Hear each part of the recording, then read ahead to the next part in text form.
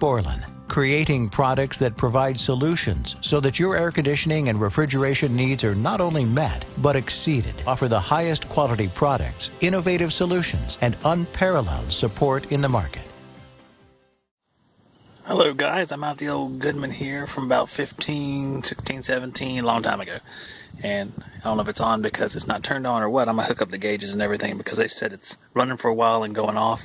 So I'm going to kind of do a full diagnostic here while I'm trying to figure out what's going on.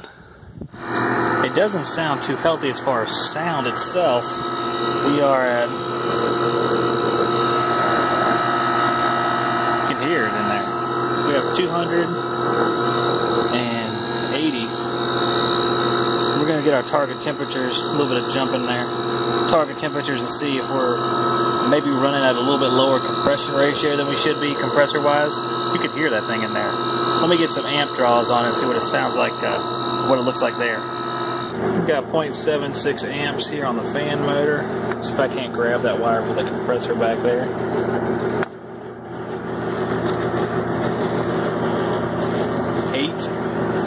8.34, 8.25. So compressor's running below amps. The rating is 13, the fan's 1, so we're good there.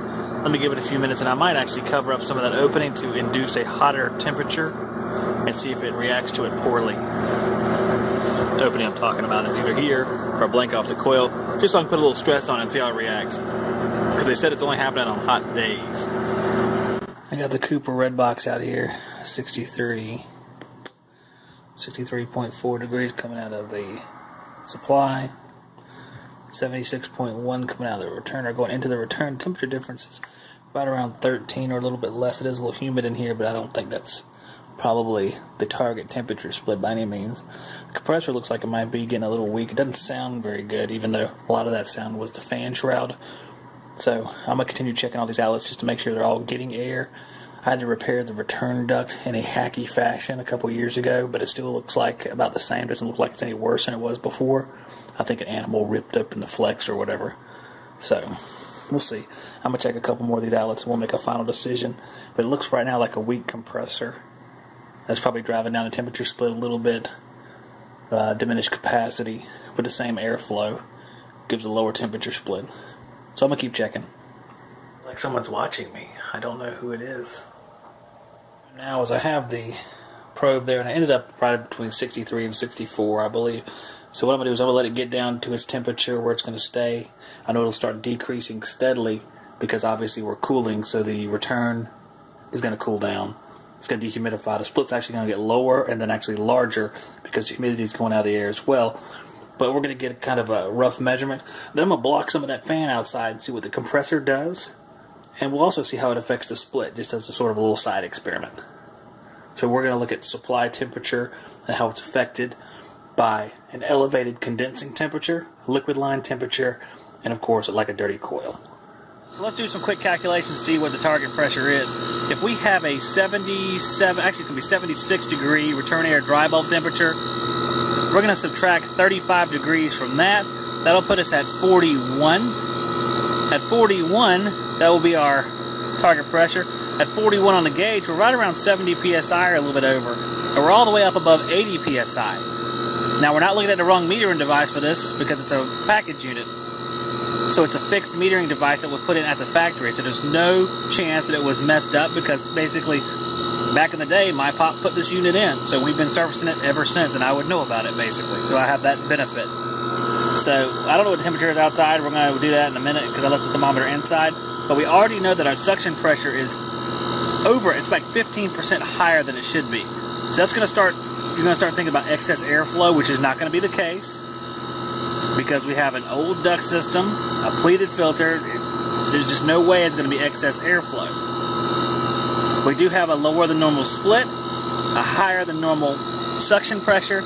And what I'm going to lean toward is a failing compressor. It sounds rough. You can hear it while I'm talking. And it's just the most likely scenario. We'll also check and see if we have lower than normal head pressure in a minute. But right now I'm going to block the coil off, put this thing under some stress, see what it does. Here's some very unique dampers for our coil. So I just blocked the airflow in a couple ways. We were around 220, 225. Now we're just below 250. But if you look at this, if you look at the scale, we're still below 120, and on a 30-degree delta for 10 SEER, that puts us, even in this condition right here, below 90 degrees, and it is hot today.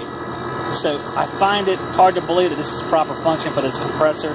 So it looks like the compressor is having an issue. We'll take this back off in a minute, but we're going to check the amps.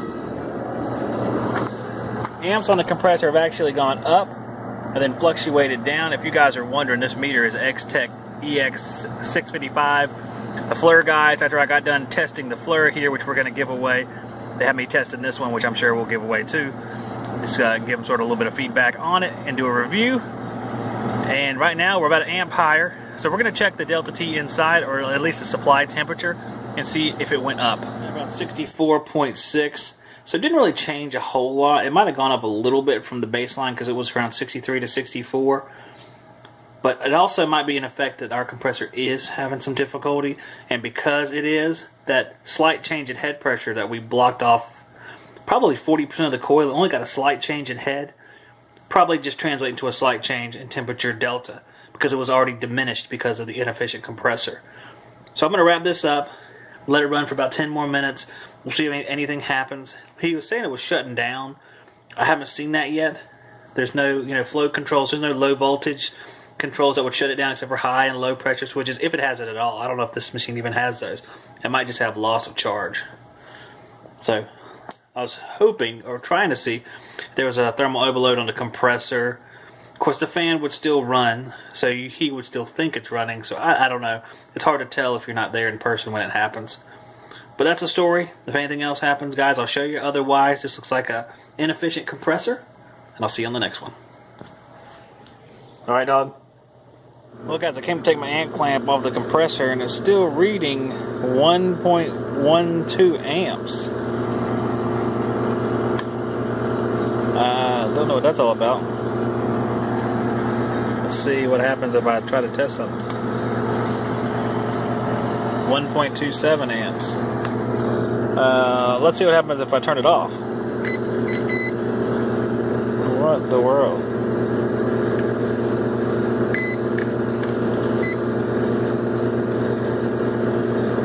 It still says 1.14 amps.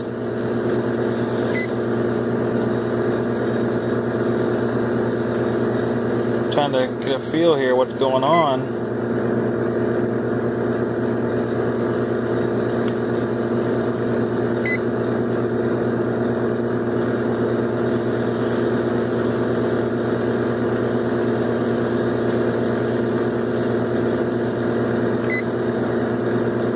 Going to run through all the dials here. We got the voltmeter still set up here, so let's see what happens when I take those off. 1.14. What is a dealio?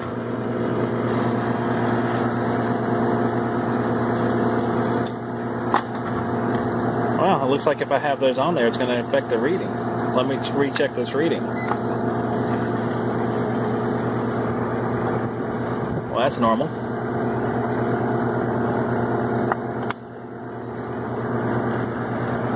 That is a little bit higher than it was before, but still what I would expect. Huh. Well, that's a little annoying.